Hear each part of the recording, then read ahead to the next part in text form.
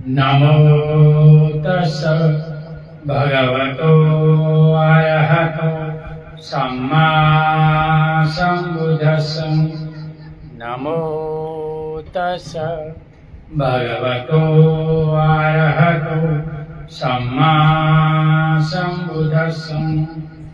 नमो तस् भगवतो अरहतो सम्मा सम्बुद्धस्स।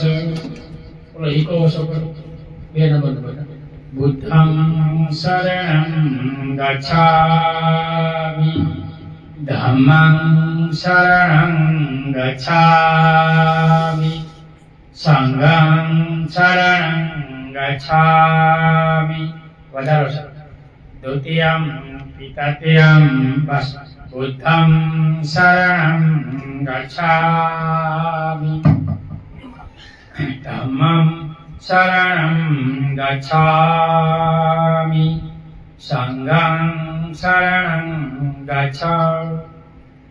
इतिपिसो भगवा अरहं सम्मा सम्बुद्धो विद्याचरण सम्पन्नो सुगतो लोकविदु अनुत्तरो पुरुषधम्म सारथि सत्थ देवमनुशानं बुद्धो भगवान्। स्वाखातो भगवता धम्मो सन्दिठिको अकालिको एहिपस्सिको औपनायिको पाच्छतं वेदितव्यो युति। सुपटिपन्नो भगवतो सावकसङ्घो उजुपटिपन्नो भगवतो सावकसङ्घो सामिति पटिपन्नो भगवतो सावकसङ्घो न्यायपटिपन्नो भगवतो सावकसङ्घो। यदिदं चत्वारि पुरुषयुगानि अष्टपुरुषपूगला एष भगवतो सावकसङ्घो आहुहेयो बाहुहेयो दक्षिणीयो अंजलिकरणीयो अनुत्तरं प्रियं खेतं लोकसंखि। साधु साधु साधु। वर्षावास में अमर बोध विहार सुरेंद्र नगर गुजरात से भिक्षु प्रतीक श्रेष्ठी भगवान बुद्ध और उनका धम्म बोधिसत्व बाबा साहब भीमराव आम्बेडकर लिखित ग्रंथ पढ़कर आपको समझा रहे हैं। तो चौथा भाग का पीता भाग का आठवां भाग मंत्री का उत्तर। बुद्ध ने ज्ञान और गरिमा के अनुरूप दूसरा विमुख तर्कपूर्ण कथन सुना तो मंत्री बोला, आपका यह संकल्प तो सर्वथा योग्य है और किसी भी तरह आपके अयोग्य नहीं, किंतु केवल समय की दृष्टि से यह इस समय अयोग्य है। यह किसी भी तरह आपका धर्म नहीं हो सकता कि अपने वृद्ध माता पिता को दुखी छोड़कर तुम चले जाओ। धर्म ऐसा नहीं सिखाता, आपको अपने माता पिता को पालना चाहिए, ऐसा मंत्री बोलता है। निश्चय कि आपकी बुद्धि बहुत सूक्ष्म नहीं है, कम से कम कर्तव्य अर्थ और काम के मामले में तो सूक्ष्म नहीं है। जब किसी अविद्यमान अदृश्य वस्तु के लिए आप विद्यमान दृश्य का त्याग करने के लिए तैयार हैं, फिर कोई कहता है कि पुनः जन्म है, कोई इससे विश्वास है, साथ कहता है कि नहीं। जब इस विषय में इतना संदेह है तो फिर यह उचित है कि वर्तमान भोगों को भोगा जाए। तो कोई लोग मानते हैं पुनः जन्म है, कोई लोग मानते नहीं हैं, तो इसमें मत पड़ो, विमुक्ति की बात छोड़ो और ये संसार का भोग ले, ऐसा मंत्री कहता है। यदि कोई परलोक होगा तो हम परलोक में भी आनंद मनाएंगे, किंतु यदि कोई परलोक नहीं है तो नहीं होगा, तो फिर सारा संसार ही निश्चित रूप से अनायास मुक्त है। कुछ ऐसे है जो जन्म तो मानते हैं किंतु मोक्ष की कोई संभावना नहीं मानते। उनका कहना है कि जैसे अग्नि स्वभाव से उष्ण होती है और पानी स्वभाव से सरल होता है, तरल होता है, उसी प्रकार ये संसार का स्वभाव ही संसरणशील है।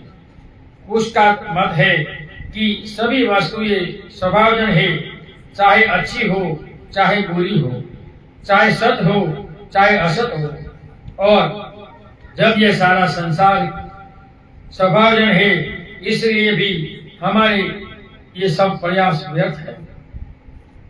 जब इंद्रियों की प्रक्रिया निश्चित है और बाह्य पदार्थों की अनुकूलता प्रतिकूलता भी, तो फिर जिनका बुधावस्था और कष्ट में अटूट संबंध है, उसे कौन कैसे पृथक कर सकता है? क्या यह सब प्राकृतिक नहीं है? मंत्री सिद्धार्थ को बोलता है। पानी आग को बुझा देता है और आग पानी को भाप बनाकर उड़ा देता है। ये सभी तत्व जब इकट्ठे हो जाते हैं तो संसार का निर्माण होता है। गर्भ से ही हाथ पांव, पेट पीठ और सिर की रचना हो जाती है। बुद्धिमानों का कहना है कि यह सब प्राकृतिक ही है। कांटों से तीखेपन का कौन निर्माण करता है? अथवा पशुओं और पक्षियों के स्वभाव की ही कौन रचना करता है? यह सब प्राकृतिक है। कोई भी कार्य ऐसा नहीं है कि जिससे चेतना कारण हो, और फिर चेतना का अस्तित्व कैसे हो सकता है? ये सब मंत्री समझाता है।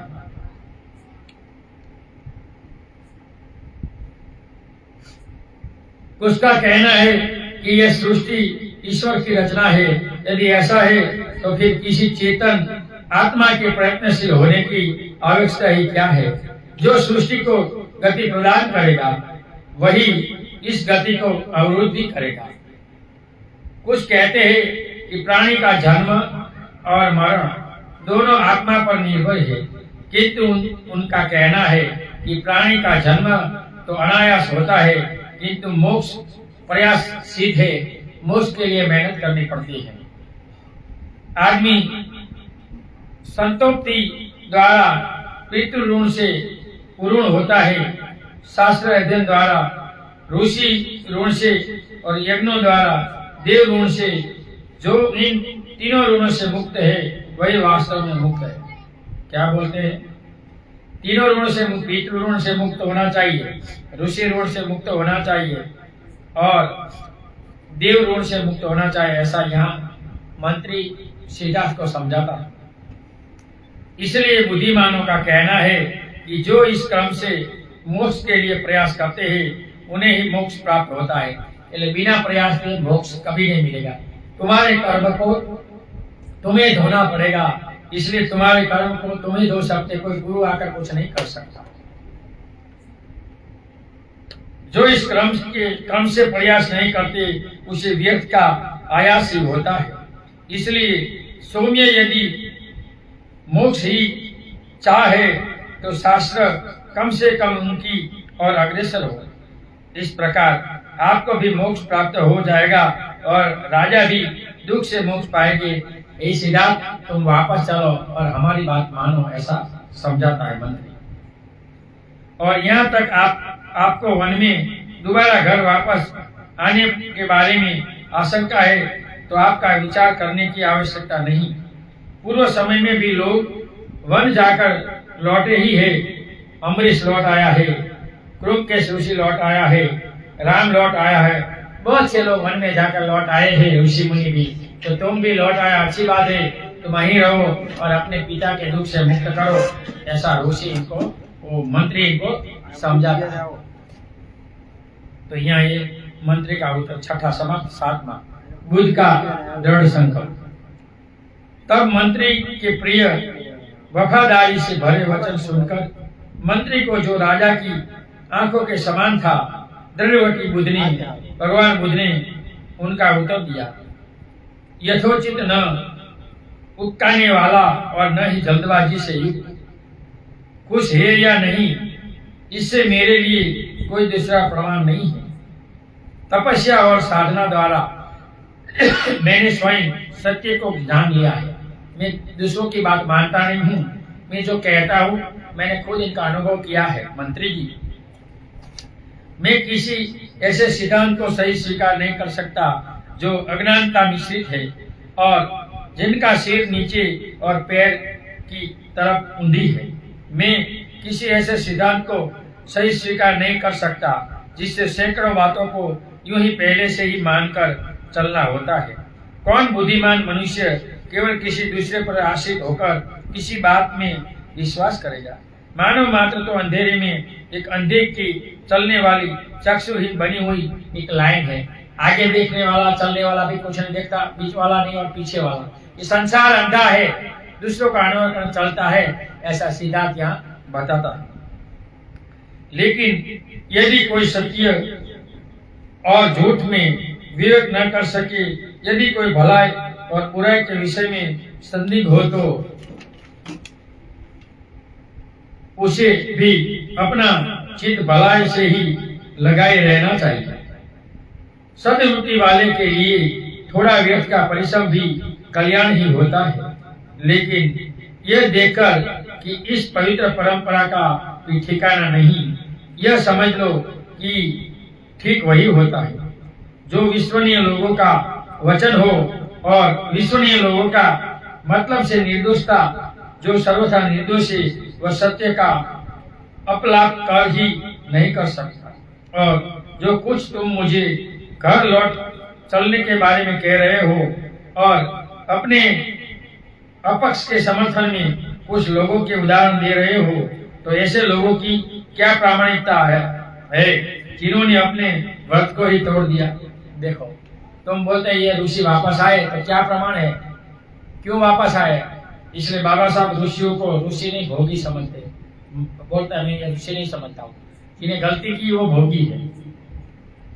चाहे सूर्य पृथ्वी पर आ गिरे और चाहे हिमालय भी अपने स्थान से हट जाए, तो भी मैं किसी भी हालत में इंद्रिय सुख होकर नहीं लौट सकता। दुनिया में कुछ भी हो, मैं ये 5 इंद्रियों का सुख में बांटने के लिए मैं संसार में आना नहीं चाहता। मैं जल्दी हुई आग में प्रविष्ट हो जाऊंगा, किंतु बिना अपने उद्देश्य को